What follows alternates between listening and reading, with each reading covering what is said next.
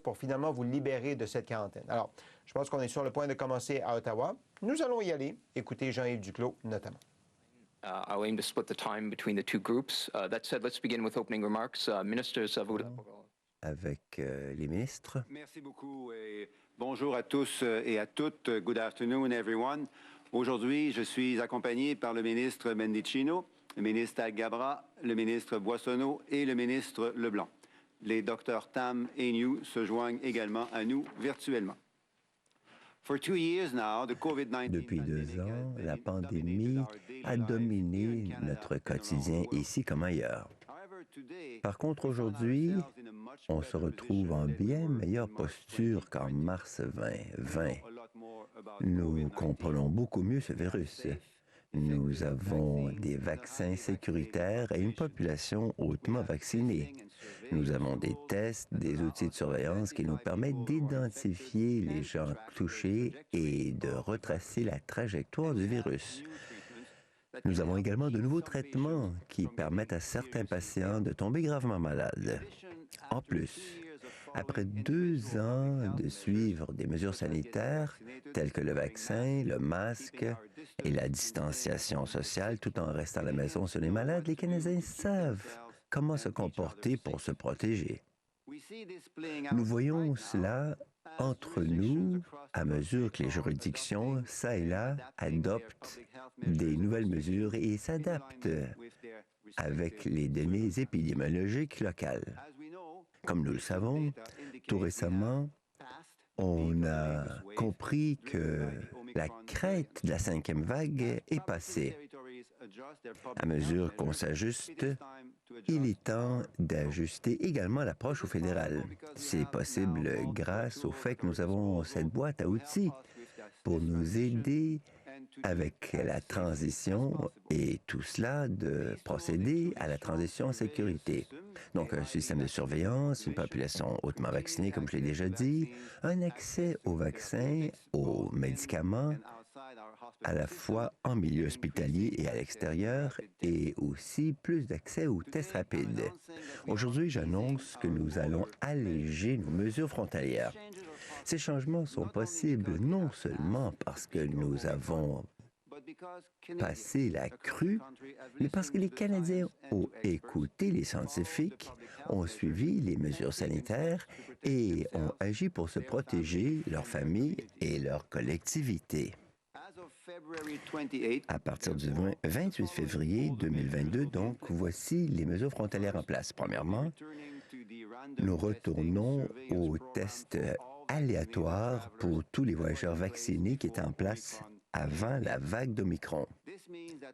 Par conséquent, les gens vaccinés qui arrivent au Canada de tout pays au monde entier n'auront qu'à faire le test PCR COVID s'ils sont choisis de façon aléatoire. En plus, et c'est peut-être plus important, les voyageurs entièrement vaccinés qui sont choisis en vertu de ce régime aléatoire n'auront plus à se mettre en quarantaine en attendant les résultats. Deuxièmement, à titre de parent, je sais que les enfants ont connu des difficultés difficiles depuis 2 ans. C'est pourquoi il me fait plaisir d'annoncer que nous levons les restrictions pour les enfants de moins de 12 ans qui ne sont pas encore entièrement vaccinés et qui voyagent avec des adultes entièrement vaccinés. Donc, il n'y aura plus d'attente et d'auto-isolement nécessaires avant de se rendre à l'école, à la garderie ou des camps de jour. Il n'y aura plus non plus de tests obligatoires et d'autres exigences de la sorte. Les voyageurs non vaccinés, quand même, devront quand même être testés à l'arrivée le 8e jour et être en quarantaine 14 jours.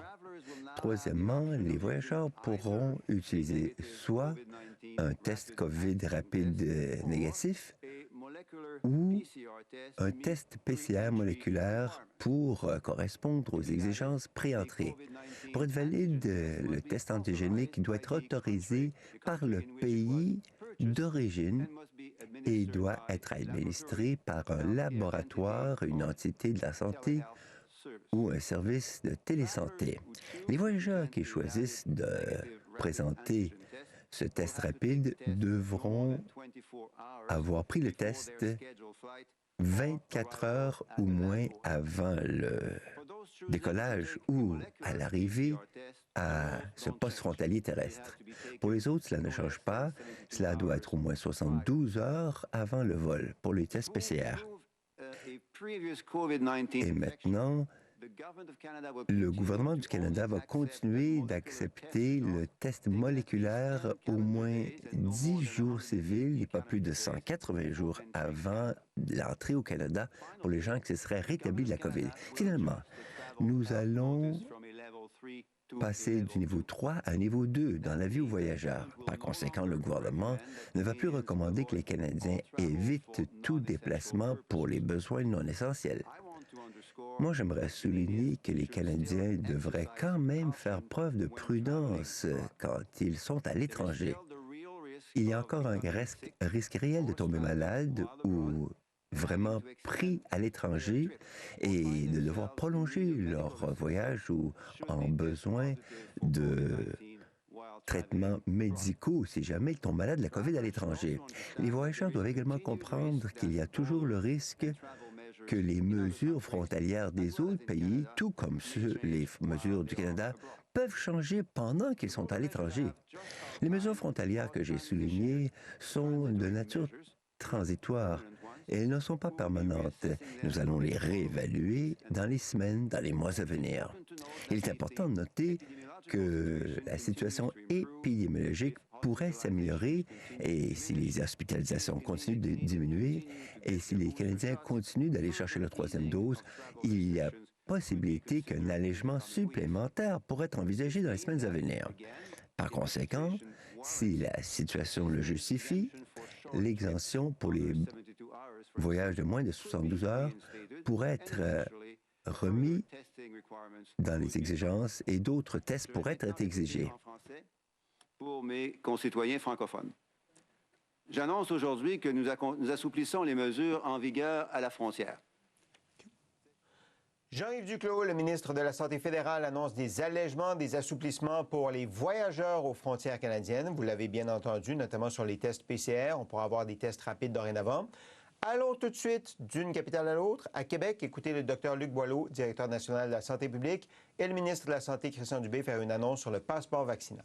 Mortel, il est certainement plus contagieux. Alors, si on garde tout ça en tête, on comprend qu'on peut amorcer plus concrètement un retour à la vie normale et on pense qu'on a la marge de manœuvre pour faire ça. Alors, merci beaucoup, Monsieur le ministre. Alors, merci, Dr Boileau. Puis en parlant de retrouver une vie normale, je pense qu'on fait encore une fois un pas de plus vers des assouplissements, je le répète, qui vont être graduels. Mais je sais, quand je veux parler du passeport vaccinal, qu'il y a beaucoup de Québécois qui apprécient le sentiment de protection du passeport vaccinal. Puis je pense que c'est important d'en parler. Puis j'en profite aussi pour rappeler que le port du masque est toujours nécessaire et requis. Ça, c'est important de le rappeler. Mais nous sommes quand même rendus à une étape où l'utilité du passeport est de moins en moins nécessaire dans le contexte actuel que le Dr Boileau vient de décrire. On est donc rendu, selon nous, à l'étape de le retirer graduellement. Et je veux rappeler que le passeport vaccinal, il est approprié, il est avec nous depuis déjà plus de 150 jours. Et il a montré son utilité, parce que souvent on s'était fait questionner, mais il faut se rappeler qu'il a servi pour le passeport pour les voyages, entre autres internationaux. Il a permis d'empêcher des éclosions dans certains lieux publics. On peut penser particulièrement aux services non essentiels comme les restaurants. Il a permis de protéger les personnes non vaccinées parce qu'en diminuant leurs contacts, il a permis de protéger le réseau de la santé. Ça a incité, selon nos calculs, près de 600 000 personnes qui, au 1er septembre, n'étaient pas vaccinées et qui ont décidé par la suite de prendre le passeport vaccinal. Et ça, j'exclus les 5-11 ans. Et pendant plusieurs mois, il faut se le rappeler, ça semble très loin, mais il a permis d'éviter de retourner à un confinement généralisé et de donner, en fait, un avantage, on l'a toujours dit, aux personnes vaccinées en leur permettant, à ce moment-là, l'automne dernier, un retour à la certaine normalité. Donc, le passeport vaccinal a servi nos objectifs qu'on s'était donnés à la fin de l'été 2021, soit de protéger les Québécois ainsi que notre réseau de santé et de permettre, comme j'ai mentionné, un retour à une certaine normalité. Maintenant que notre réseau commence à prendre, notre réseau de santé à prendre de bons signes positifs, mais il faut tenir compte, comme on l'a dit, de la situation épidémiologique et dont l'avancée de Omicron. Parce que, comme le dit le docteur Boileau, non seulement on a des bons taux de vaccination, mais je le répète, il y a plus de 25 de la population qui a contracté Omicron au cours des 2 derniers mois. Et ça, lorsqu'on le combine avec nos hauts taux de vaccination, nous permet de prendre ces décisions-là. Donc, ce que la santé publique nous recommande aujourd'hui, c'est le retrait graduel de l'utilisation du passeport d'ici le 14 mars.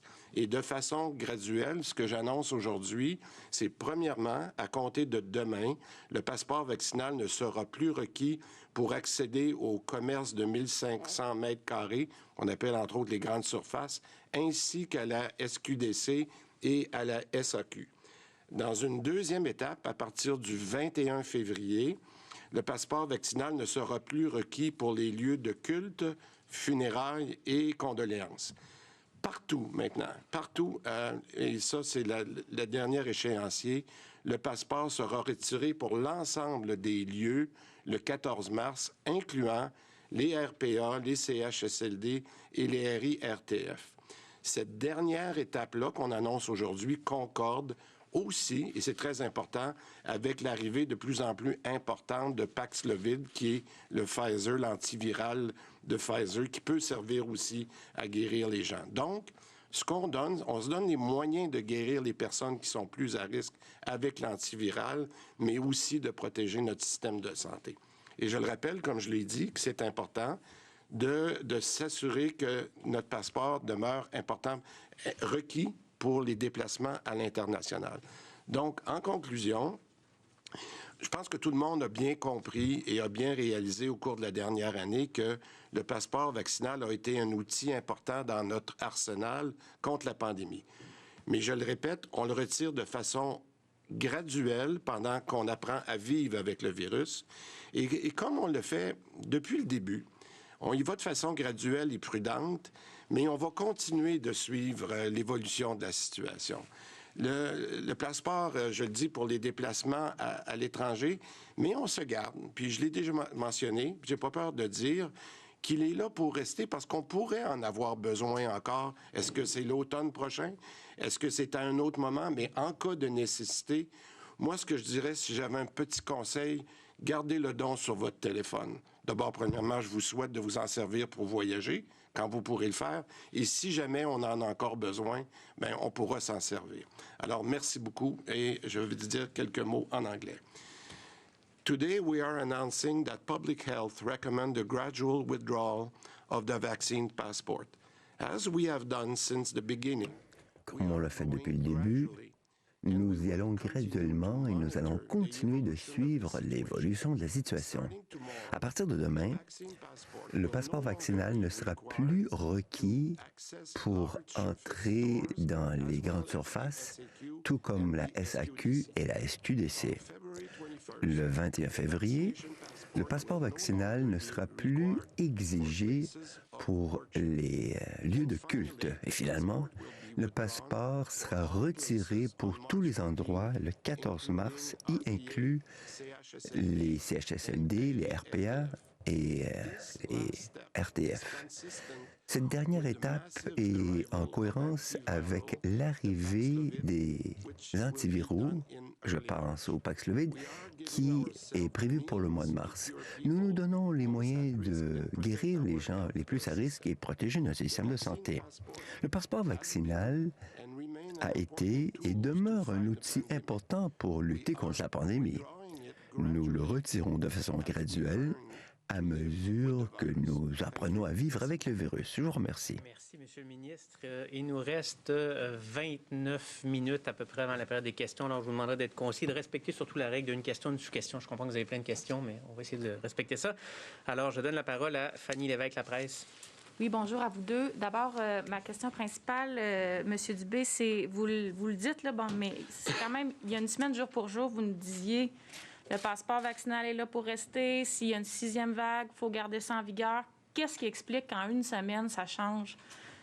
Ou là, on l'enlève complètement. Puis, juste précision là-dessus, donc, on comprend que c'est aussi enlevé dans les restaurants, bars, tout ça, le 14 mars. Hein, à partir du 14 mars. Bien, effectivement, comme j'ai dit, le passeport, dans mon sens, il est là pour rester parce que demain, je pars en voyage, j'en ai besoin. Alors, donc, c'est un outil qu'on a mis en septembre dernier qui est encore là. Et je l'ai dit la semaine dernière, malheureusement, il y aura peut-être une 6e vague, puis je pense qu'on sera prêt. Ce que je vous dirais aujourd'hui, c'est qu'on a été les premiers au Canada à l'installer. Puis je suis absolument content aujourd'hui qu'on ait les conditions qui nous permettent de l'enlever. Alors, je pense qu'il n'y a pas de tabou, là. Soyons clairs, ça a été une bonne chose de l'installer. Puis je pense que les gens sont contents qu'on ait les conditions maintenant pour pouvoir le faire de façon graduelle, je le rappelle. Monsieur Dubé, j'aimerais vous entendre sur les primes et salaires payés aux infirmières. Est-ce que c'est quoi l'échéancier que vous leur avez donné? Donc, à quel moment ils peuvent s'attendre à recevoir leur montant? Et est-ce qu'il y aura de l'intérêt qui leur sera versé? Bien, écoutez, ce que j'aimerais dire deux choses. Premièrement, il y a un contexte là, qui... comment je pourrais vous préciser ça? OK, essayez de répondre ça parce que c'est assez complexe, mais on n'a pas beaucoup de temps. Rapidement. On a fait, avec le syndicat, des exceptions lorsqu'on a signé les conventions collectives.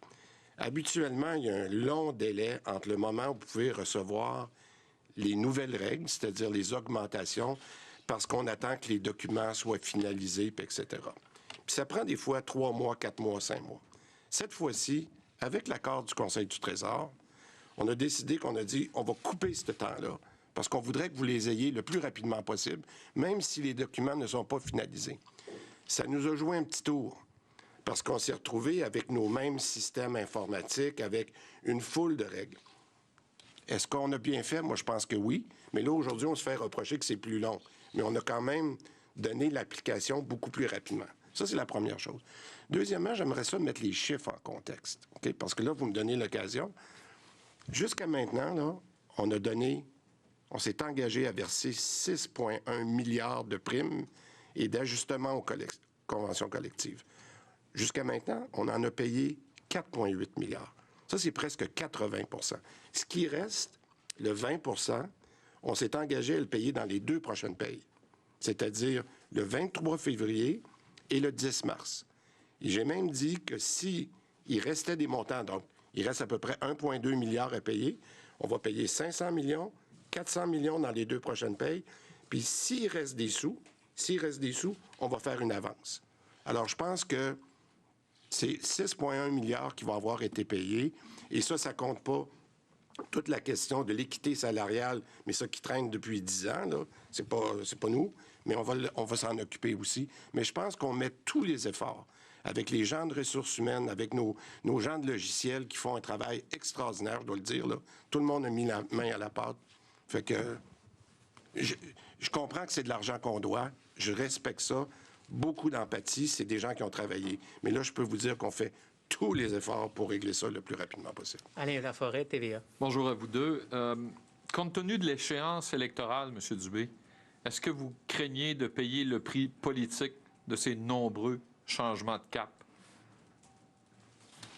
Bien, M. Laforêt, moi, je vous dirais que je pense qu'on a démontré depuis le début ce qui nous guidait, c'était la santé des Québécois. Je le répète, M. Laforêt, je suis le plus heureux qu'on soit dans une situation aujourd'hui où on peut faire des allègements, où on peut dire que ce qu'on avait besoin il y a même quelques semaines, qu'on n'en a plus besoin aujourd'hui ou qu'on va le faire de façon graduelle. Alors pour moi, il n'y a aucun lien avec l'environnement politique. On fait ce qu'on a à faire au bon moment pour la santé des Québécois. Les oppositions sont après votre gouvernement maintenant pour lever l'urgence sanitaire. Vous avez dit que vous alliez déposer un projet de loi le 14 mars, mais on sent qu'on va vous mettre la pression jour après jour tout au long de la session parlementaire. Avez-vous l'intention de bouger plus vite ou vous maintenez le cap du 14 mars? Bien, écoutez, je pense que j'essaye, puis ça fait quelques semaines là, que j'essaye d'expliquer aux oppositions, puis je comprends là, qu'on est dans le débat parlementaire, puis je respecte ça, là, mais je veux juste dire qu'il y a bien des mesures qui sont en place en ce moment, des mesures sanitaires qu'on a encore besoin. Là. On parle tantôt je parlais du maintien du masque. L'embauche de personnel à Je contribue pour vacciner, là, c'est par les mesures sanitaires. La journée que j'enlève ça, là, j'ai plus accès à toutes les personnes de Je contribue parce qu'habituellement, il faut passer par des mises à l'embauche, par des processus d'engagement. Je l'ai déjà dit, nos cliniques médicales et privées qu'on a engagées, là, qui nous permettent de minimiser le délestage, la journée que j'ai plus les mesures d'urgence, il faut que je sois capable de renouveler ces contrats-là. Et il y a plusieurs choses comme ça. Alors, je pense que les oppositions comprennent. Je comprends qu'il y a un débat politique. Je me suis engagé à déposer un projet de loi dans les prochaines semaines. Puis ça sera aux oppositions à nous aider à le passer le plus rapidement possible pour qu'on mette les mesures d'urgence derrière nous. Véronique Prince, Radio-Canada. Oui, bonjour. Ma première question serait pour le Dr Boileau. Je voudrais savoir si de retirer le passeport sanitaire graduellement, est-ce que c'est votre avis? Et est-ce que vous êtes à l'aise avec le fait qu'à compter du 14 mars, il y a des gens qui vont se retrouver dans des espaces communs, sans masque, par exemple, dans un restaurant, et ils vont se côtoyer, vaccinés, non vaccinés? Bien, d'abord, si c'est notre recommandation, absolument. C'est une recommandation sur laquelle nous travaillons depuis maintenant plusieurs jours parce qu'on voyait ces indicateurs se profiler comme ce qu'on a annoncé, mais on ne se sentait pas à l'aise de faire la recommandation avant hier parce qu'on avait besoin d'une certaine solidité de ces indicateurs-là pour le recommander, d'une part. D'autre part, le passeport vaccinal a été très efficace. Le passeport vaccinal, c'est un outil qui a permis de réduire les hospitalisations, la morbidité, la mortalité, les soins intensifs, et c'est un outil qui doit demeurer. Alors, en ce moment, il n'est pas utilisé, mais éventuellement, si jamais il y a d'autres vagues, il pourrait s'avérer utile de le faire. Et pour moi, il n'y a aucun changement de cap là-dedans. Le cap, le seul qui est donné, c'est la protection de la santé de la population et du système de soins. Maintenant, s'il y a des gens dans quelques semaines qui se retrouvent à côtoyer des gens qui ne sont pas vaccinés, les données médicales cliniques nous montrent clairement que le fait d'avoir 2 doses de vaccin actuellement, puisque le passeport vaccinal est structuré sur 2 doses, ne permettent pas de réduire beaucoup la contagion, à peu près 50%. Alors, c'est pas suffisant pour vraiment générer la protection qu'il offrait il y a quelques semaines ou mois à peine avec le Delta. La situation est différente avec l'Omicron. Puis dans cette perspective-là, bien, l'important, c'est que les gens continuent à être prudents, à aller chercher leur 3e dose. Et avec ça, ils vont s'offrir la meilleure protection. Mais justement, techniquement, là, vous ne serez pas capable de le rendre valide à 3 doses, à court terme en tout cas. Alors, à quel point il peut être encore utile, le passeport vaccinal, par exemple, cet automne, s'il y a une autre vague? Moi, je me demande au niveau de sa validité dans le temps. La validité dans le temps, d'abord, il est toujours, comme M. le ministre le soulignait, valable pour des raisons de déplacement. Je parle des déplacements interprovinciaux, internationaux aussi. C'est le cas actuellement. On ne sait pas ce qui nous attend en avant de nous, là. L'Omicron, personne ne voyait ça, là. Alors, il peut y avoir d'autres choses et aussi, je dirais, la disposition immunitaire de chacune des personnes dans la progression du temps peut baisser et l'Omicron peut refaire surface. Alors, rendu à un moment pour tout vérifier ça, on sera capable, un moment opportun pour tout vérifier ça, on sera capable de recommander ou non sa réutilisation. Mais ça reste un outil qui a été très utile et qui a été utile ici au Québec et bien utile dans plusieurs autres juridictions. C'est très solide sur le plan scientifique. Louis Lacroix, Cogeco. Bonjour, M. Dubé, Dr Boileau. Parce que, bon, vous l'avez dit tout à l'heure avec le passeport, en prenant l'exemple, ça faisait un certain temps que vous songiez, puis vous étiez pas prêt, là, vous étiez prêt, vous avez fait recommandation. Votre réflexion sur le masque en est rendue où? Et est-ce qu'on se dirige vers un cheminement semblable? Pour le masque, il demeure une mesure très efficace pour réduire la contagion, à tout propos. Et pour le masque, la situation actuelle épidémiologique ne nous permet pas de lever les règles entourant l'utilisation du masque.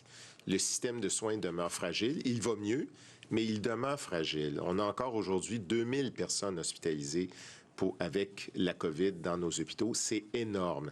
Alors, il faut garder le cap sur la prudence, sur le côté graduel. Et pour le masque, nous n'avons pas, à ce stade-ci, d'intention de ramener la levée de l'utilisation du masque avant le 14 mars, mais on serait bien heureux que la situation évolue rapidement, positivement, pour reviser des recommandations à faire auprès du gouvernement. Bon, à chaque fois que vous avez parlé du masque, vous avez toujours pris cette précaution de dire que c'était là pour rester, mais jusqu'au 14 mars, en ce sens que vous dites, de ce que je comprends, que vous allez prendre une décision une fois rendu le 14 mars. Ouais. Monsieur Dubé, est-ce que vous souhaitez que le 14 mars, toutes les mesures soient levées ultimement à la lumière des données épidémiologiques que vous citiez tout à l'heure, incluant le masque? Est-ce que c'est l'objectif que vous visez? Je pense qu'il y a une différence à faire entre les règles du jeu établies et convenues de dire voici maintenant ce qui doit être en place versus les recommandations de santé publique auprès des citoyens. La progression et la sortie de cette période de crise réelle, c'est d'aller vers le vivre avec le virus. Puis en conséquence, les gens pourront utiliser le masque, éventuellement, à leur discrétion pour leur propre choix, leur propre protection. De là à le rendre obligatoire, on verra. Mais pour l'instant, l'évolution anticipée, c'est une évolution positive. On est très content des données aujourd'hui. Elle peut changer, mais le cap de sortie de crise, il n'est pas devancé avant le 14 mars pour plusieurs des mesures, et notamment le masque. J'aimerais vous entendre là-dessus. Je suis à l'aise à suivre les recommandations de la santé publique. Je ne vous surprendrai pas. Hein? Caroline Plante, la presse canadienne. Bonjour, M. Dubé. J'aimerais vous parler de capacité hospitalière et du nombre de lits disponibles dans les hôpitaux. Selon les données du ministère de la Santé, en 2018, on avait 16 124 lits disponibles dans le réseau, dans les hôpitaux. En 2022, janvier 2022, on est rendu à 15 013. Alors, j'aimerais savoir quel est l'objectif pour janvier 2023. Pouvez-vous me donner un chiffre? Bien, ce que j'aimerais préciser, puis je ne serais pas surprise que je vais en reparler dans le plan santé qu'on va développer, là, qu'on est en train de finaliser, mais je veux faire la différence aussi entre les lits théoriques là, et les lits qui sont appuyés par du personnel. Parce qu'en ce moment, c'est beaucoup plus dans l'ordre de 12 000 lits qu'on a, qui sont disponibles, parce qu'on n'a pas le personnel pour monter, que ce soit à 15 ou 16 000, parce que le personnel n'est pas là. Alors, c'est sûr qu'il y a eu une baisse du nombre de lits, parce qu'on a, entre autres, passé, puis c'est une bonne chose, passer de chambres de 3 places à 2 places. Donc, le nombre, même si le nombre de chambres n'a pas changé, on a réduit le nombre d'hôpitaux qui avaient des chambres à 2, 3 et même 4 lits. Alors, moi, vous savez qu'on investit massivement en ce moment dans nos infrastructures, mais toute la question des lits, moi j'aime mieux concentrer en ce moment à avoir le bon personnel pour opérer les 15 ou les 16 000 lits. En ce moment, c'est bien plus ça ma question que d'en rajouter. À terme, j'aimerais ça en rajouter. Mais je vous dirais que ma préoccupation première en ce moment, c'est d'avoir tout le personnel nécessaire pour opérer les lits qu'on a. Ma question, c'était combien? Là? Vous voulez en rajouter, mais combien? C'est quoi l'objectif? En ce moment, comme je vous dis, je ne suis pas prêt à faire ça tout de suite parce que ça va faire partie du plan de santé qu'on va annoncer. Mais comme je vous dis, ma principale préoccupation, c'est qu'il manque le personnel pour ouvrir 3 à 4 000 lits. Ça, c'est ma préoccupation en ce moment. Puis, de façon générale, je me demandais, est-ce qu'on s'en va vers un modèle où la capacité hospitalière est augmentée, comme, disons, par exemple, en France ou au Japon, ou est-ce qu'on garde le modèle actuel là, qui nous donne vraiment peu de marge de manœuvre en temps de crise? On s'en va vers pour l'avenir, on s'en va vers où? Oui, mais ça, c'est exactement ce qu'on va traiter dans les prochaines semaines, mais parce qu'on n'a pas beaucoup de temps aujourd'hui, je vais vous donner la réponse. Le nombre de lits, c'est important, mais ce qui est important, c'est la fluidité. Vous savez, le plus grand problème qu'on a aux urgences en ce moment, là, c'est que j'ai des gens qui sont pris sur les civières, puis on n'est pas capable de les monter aux chambres parce que ceux qui sont guéris, on ne peut pas les retourner où on voudrait les retourner, soit dans des centres de réadaptation ou soit dans leur CHSLD ou dans les RPA. Il manque un environnement où cette fluidité-là peut être faite. C'est pas juste un nombre de lits, mais je répète, d'avoir le personnel dans les centres de réadaptation, etc. Alors ça, on aura la chance d'en discuter parce que votre question est pertinente. On est trop fragile, on est trop lié à ce 11-12 000 là où il manque de personnel, mais je peux vous dire que c'est probablement un des plus grands éléments qu'on a à travailler dans les prochaines années. Nicolas Lachance, Journal de Québec. Bonjour à vous. Je reviens sur le masque. On comprend que ça ne devrait pas, dans l'ensemble, changer d'ici le 14 mars, mais est-ce qu'il pourrait y avoir, comme on vient de le vivre avec le passeport vaccinal, un retrait graduel selon les tranches d'âge, par exemple, chez les jeunes à l'école, ou est-ce qu'on pourrait vivre de façon graduelle, comme le passeport vaccinal, le retrait du masque? Est-ce que... Oui, allez-y, comme nous, l'analyse que nous faisons actuellement, c'est qu'il y a quand même un certain risque de contagion, toujours, et d'augmentation des contacts en conséquence, et de faire en sorte qu'il y ait un rebond au niveau des hospitalisations. Nos analyses montrent qu'il y a toujours ce risque-là.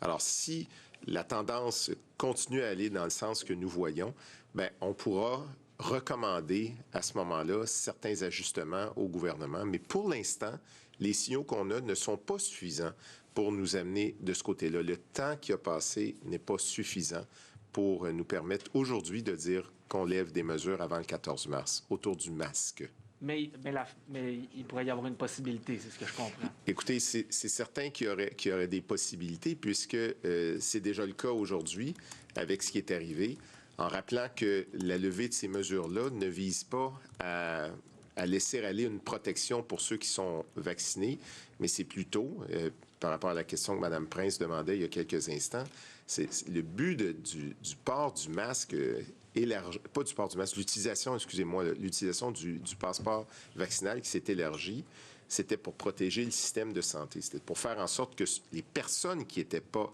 vaccinées puissent éviter de s'infecter et d'aller renflouer les lits qu'on avait besoin dans le système de santé hospitalier. Donc, c'était ça, la mesure. J'aimerais aborder la 4e dose. Je ne sais pas s'il y a un plan. On voit qu'à travers le monde, personne ne semble s'entendre. Il y a des pays qui ont arrêté tout simplement ça, la campagne de vaccination. D'autres qui se préparent pour une 4e dose pour les personnes âgées de 80 ans et plus ou qui ont des problèmes de santé graves. Est-ce que le Québec aura un plan pour une 4e dose à court, moyen et long terme?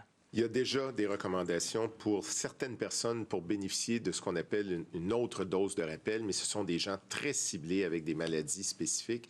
Alors ça, c'est déjà le cas. Maintenant, pour la question d'ajouter une 4e dose, le Comité des infections du Québec de l'Institut national de santé publique se penche sur la question en ce moment et les données que nous avons nous montrent que pour les prochaines semaines, les prochaines journées ou semaines autour de ça, la question sera très solidement étudiée. Mais pour l'instant, il n'y a pas de recommandation d'aller vers une 4e dose, même chez les personnes qui sont, comme vous dites, plus vulnérables ou plus âgées. Vous avez raison, il y a des pays qui ont été là-dessus. Nous n'en sommes pas là au Québec. Les indices que nous avons nous montrent que cette population, elle est d'abord très vaccinée avec la triple dose et elle est solidement vaccinée. L'efficacité vaccinale est toujours très bonne. Il nous reste 2 collègues francophones, 5 minutes maximum, ça roule. Alors, Simon Bourassa, à nouveau. Monsieur le ministre, vous avez parlé du Paxlovid tout à l'heure. Est-ce qu'on a une meilleure idée de l'approvisionnement, les quantités disponibles présentement, puis est-ce qu'il y a encore des enjeux d'approvisionnement pour le Paxlovid? C'est pas tellement des enjeux d'approvisionnement. Je vais passer la parole au Dr Boileau, mais on avait besoin, je pense que je l'ai dit, mais des fois je me souviens pas à qui je l'ai dit, que nos mesures étaient très strictes. Puis c'était surtout une catégorie de personnes qu'on a élargie. Mais peut-être, Dr Boileau, allez-y donc pour les... Le Paxlovid, pardon, Monsieur le ministre, le Paxlovid, c'est une innovation thérapeutique. Ça s'est montré très utile, en particulier dans les études auprès des non-vaccinés. C'est utilisé actuellement pour des groupes qui sont très à risque et qui présentent des pathologies vraiment dures, difficiles, qui les mettent à risque de développer une maladie grave. Mais son utilisation est étendue d'abord pour des gens qui sont en région beaucoup plus éloignée, isolée, pour éviter que lorsqu'ils ont la COVID, ils doivent être récupérés dans des hôpitaux très loin de chez eux. Alors ça, c'est une première utilisation, mais on élargit l'utilisation et on a des stocks de Paxlovid actuellement et qui vont s'élargir aussi au 1er mars. On n'en aura pas des quantités incroyables, mais on va avoir déjà beaucoup plus de doses que nous avions, près de 5 000 par semaine. Alors, on va être capable de l'utiliser à meilleur escient pour des personnes qui, justement, présentent des risques d'hospitalisation importants, en particulier chez les non-vaccinés. Et ça va de pair avec ce que M. le ministre disait. Parfait, merci. Puis, M. Dubé, est-ce que vous craignez le retour des manifestants à Québec, là, malgré l'annonce d'assouplissement, parce qu'ils mettent vraisemblablement le cap sur Québec encore en fin de semaine?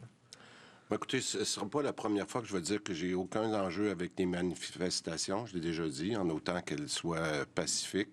Je pense qu'entre autres, la Ville de Québec a très, très bien géré le dossier, le service de police de la Ville, mais aussi les gens de la Sûreté du Québec. Ma collègue Geneviève Guilbeault ont fait un travail avec le maire qui était excellent. Ça fait que je vais laisser les gens qui s'occupent des manifestations. Moi, je vais m'occuper de la santé. Pour terminer en français, François Carabin, Le Devoir. Bonjour, messieurs.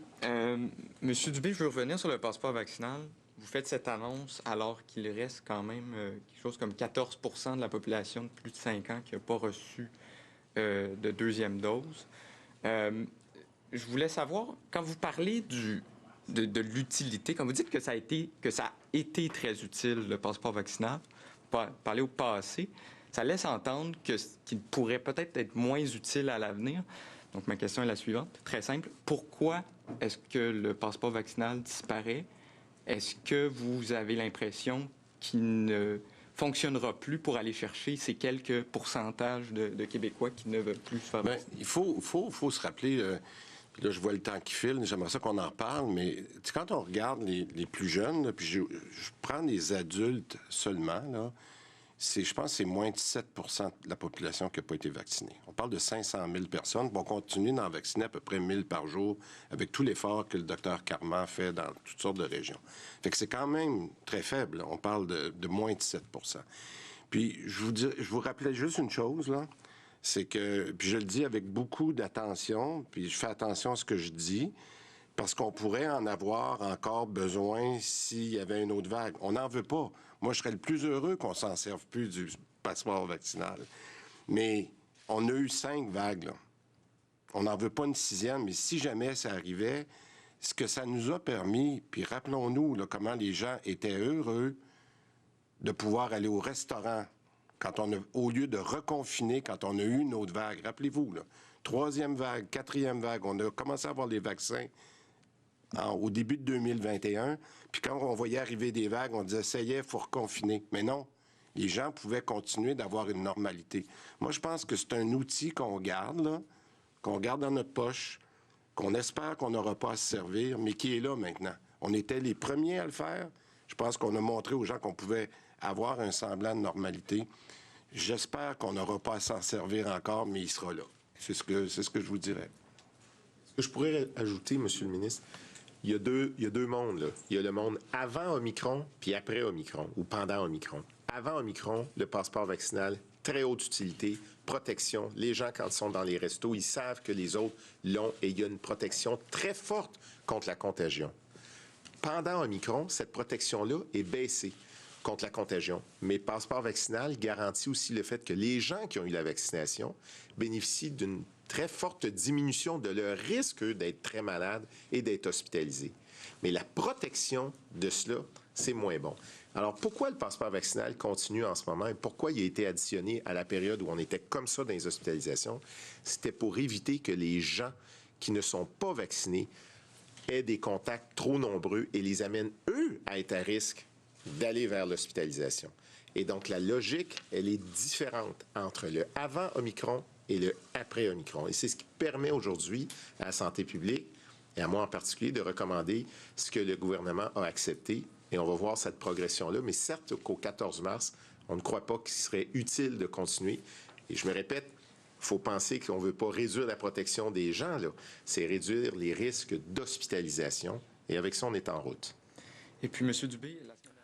Le docteur Luc Boileau donne une partie de l'explication derrière la décision prise aujourd'hui par le gouvernement du Québec de suspendre complètement le 14 mars le passeport vaccinal au Québec. Ça va se faire de façon progressive, graduelle, dès demain, dans les grandes surfaces, les sociétés des alcools et la Société québécoise du cannabis.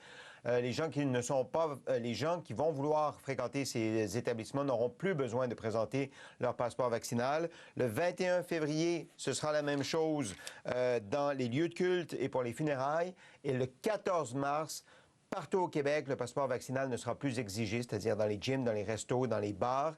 Donc, on y va progressivement vers la suspension, et le mot est important, du passeport vaccinal.